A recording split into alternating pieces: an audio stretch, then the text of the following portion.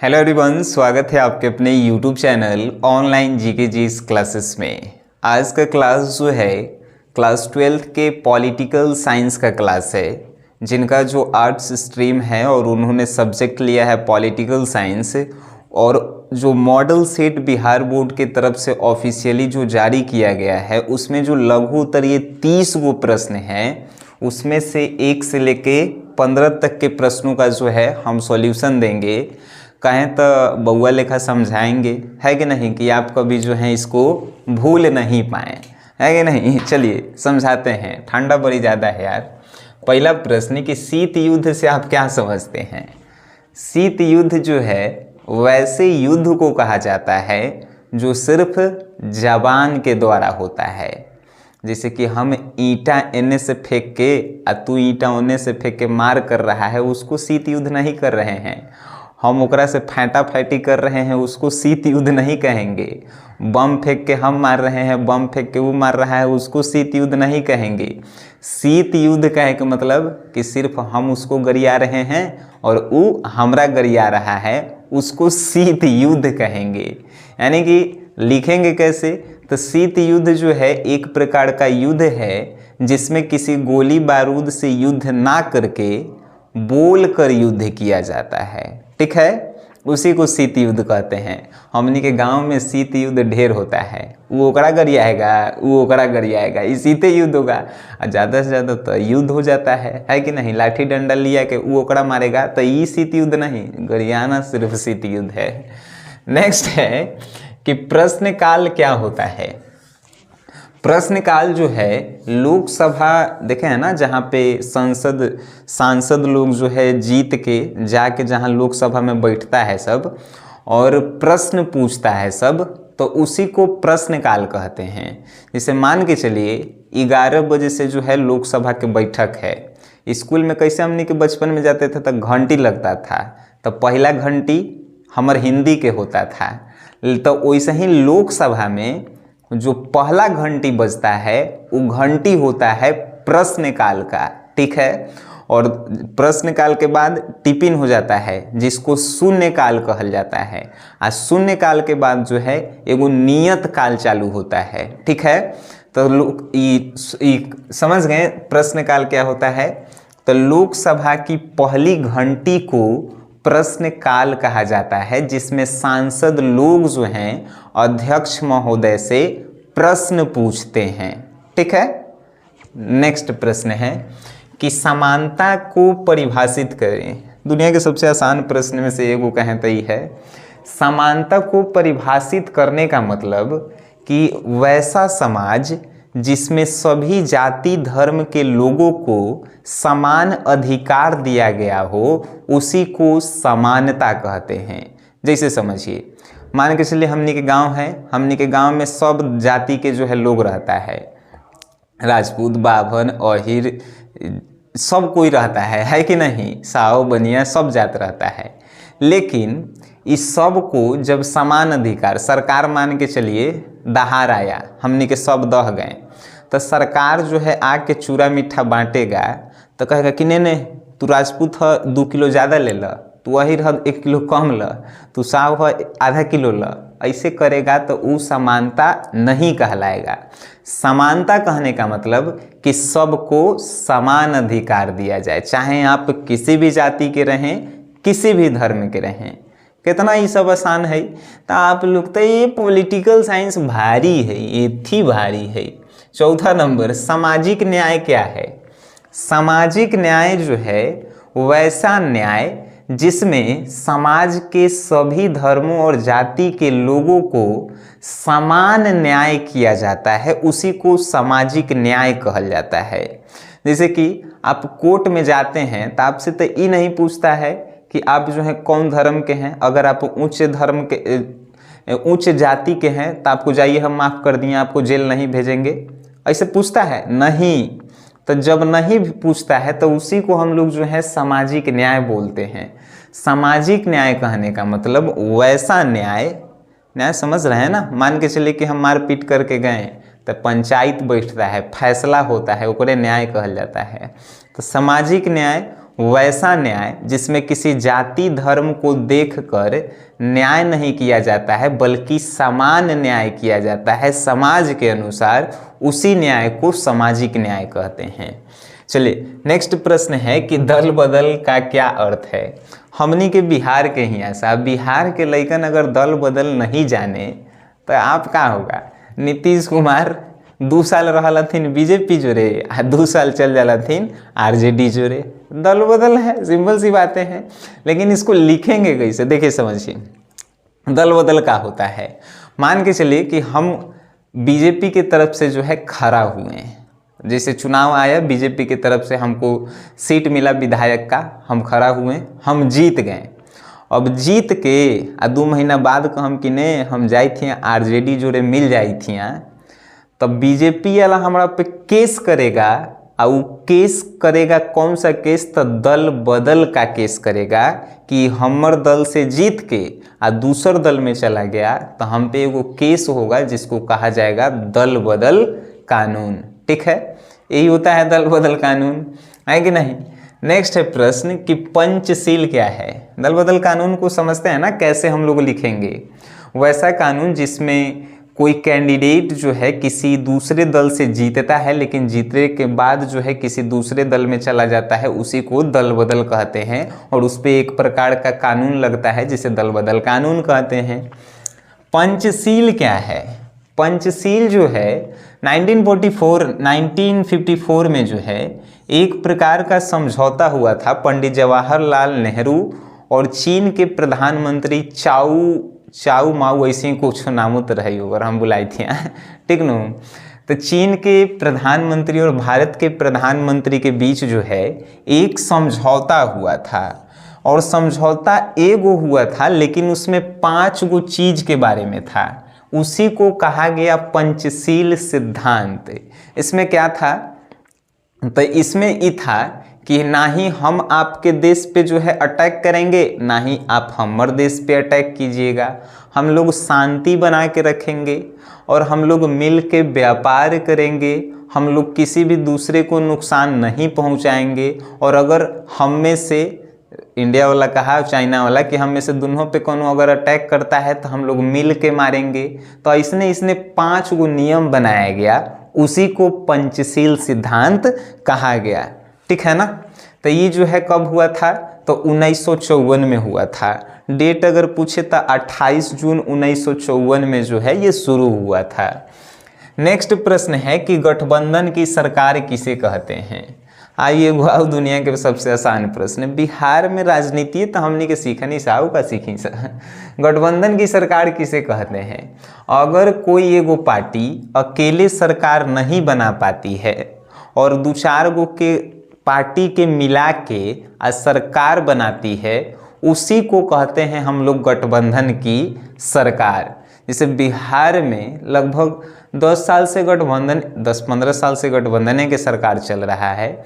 कैसे, तो इससे पहले जो सरकार था नीतीश कुमार के जेडीयू थे, बीजेपी थे और भी बहुत सारी पार्टियां थी। अभी भी जो है जेडीयू है, आरजेडी है और भी 2-4 गो पार्टी कौन कौन है सर, तो ये सब गठबंधन के सरकार है। यानी कि कोई अकेले, जैसे कि भारत में एगो पार्टी की सरकार है केकर, तो वो बोलेंगे हम लोग क्या बोलते हैं बीजेपी के। लेकिन गठबंधन के सरकार जेकरा में बहुत सारी पार्टियां मिलके सरकार बनाती है, उसी को गठबंधन का सरकार।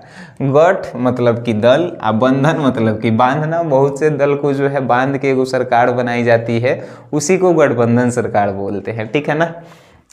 यहाँ पे है न्यायिक पूर्वीलोकन क्या है। दुनिया के सबसे आसान प्रश्न कहेंगे कि न्यायिक पूर्वीलोकन क्या है। न्यायिक पूर्वीलोकन के बारे में अगर चर्चा करें तो आप सुने होंगे कि एगो उच्च न्यायालय होता है और एगो जो है क्या बोलते हैं सुप्रीम कोर्ट, जो हिंदी में अगर बोलल जाए तो सबसे बड़का कोर्ट भारत में एक होता है सुप्रीम कोर्ट, हाई कोर्ट और एगो सुप्रीम कोर्ट। हाँ, हाई कोर्ट के हिंदी में जो है उच्च न्यायालय बोला जाता है, सुप्रीम कोर्ट के सर्वोच्च न्यायालय बोला जाता है। ठीक है। तो ये क्या बोला जाता है, न्यायिक पूर्वालोकन क्या है।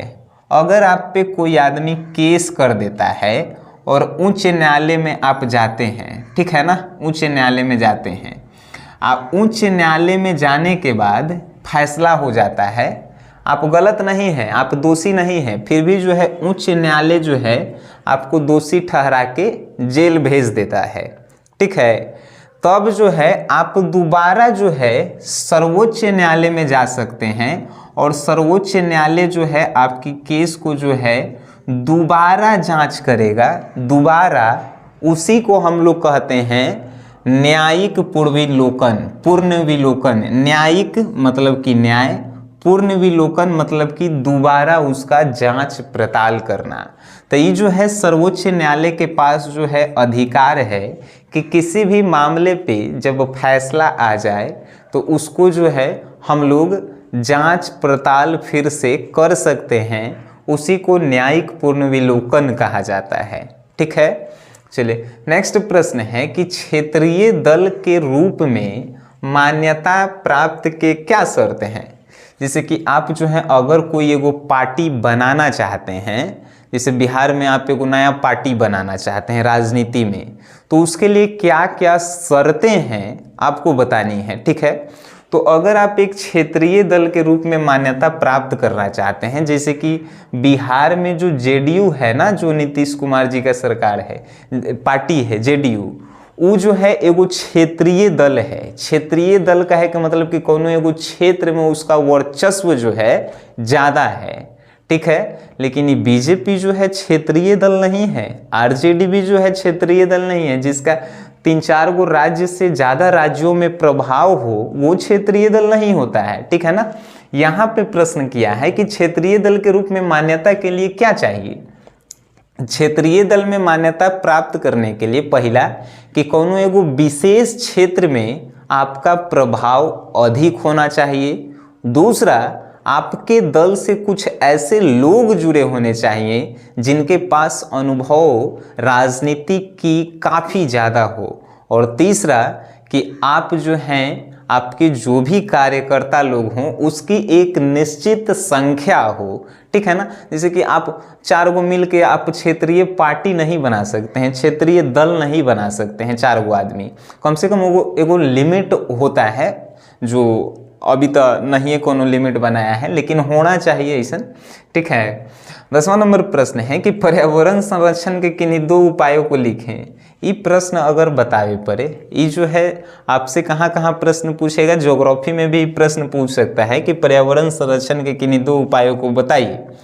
तो पेड़ हमनी के काट देंगे तो पर्यावरण संरक्षण होगा, है कि नहीं। पानी गंदा करेंगे तो पर्यावरण संरक्षण होगा, नहीं। अरे तरह के ये सब उल्टा है।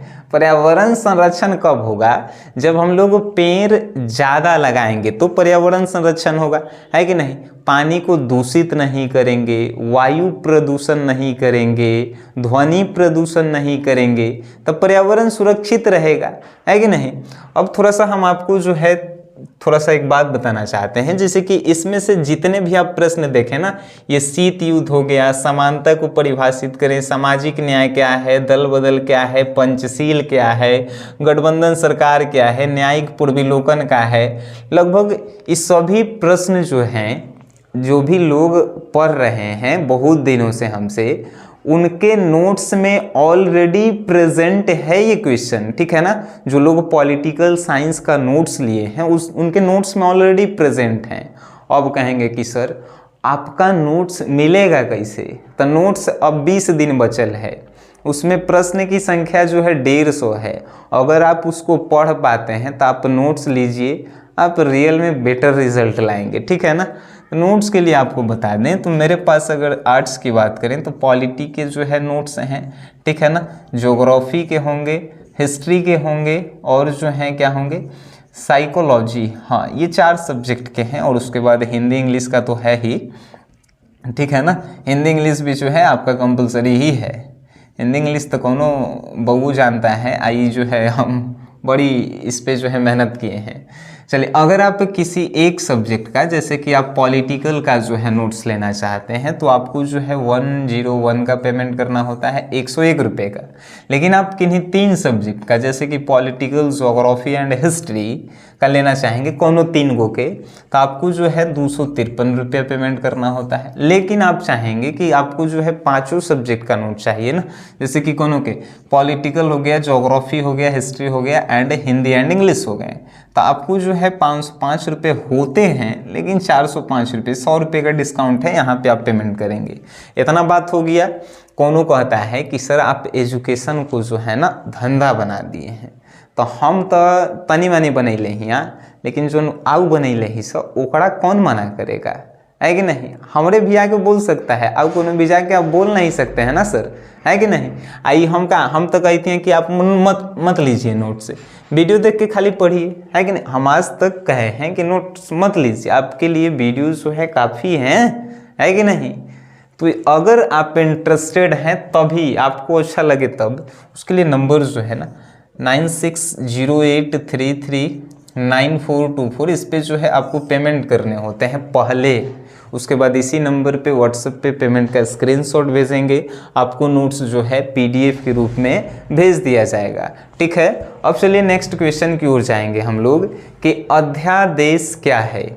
ये अध्यादेश जो है बड़ी जैसे कि आसान है, अगर इसको जो है हम थोड़ा किताबी लैंग्वेज में बताएं तो अध्यादेश ऐसे कानून हैं जिन्हें केंद्रीय मंत्रिमंडल की सिफारिश पर भारत के राष्ट्रपति द्वारा यानी कि प्रस्तुत किया जाता है, जिसका सांसद को अधिनियम के दौरान प्रभाव होगा। ई का लिख ले है, का कहल जाता है, मॉडल पेपर में ये आंसर लिख ले है, लेकिन हम आपको बताते हैं अध्यादेश क्या है।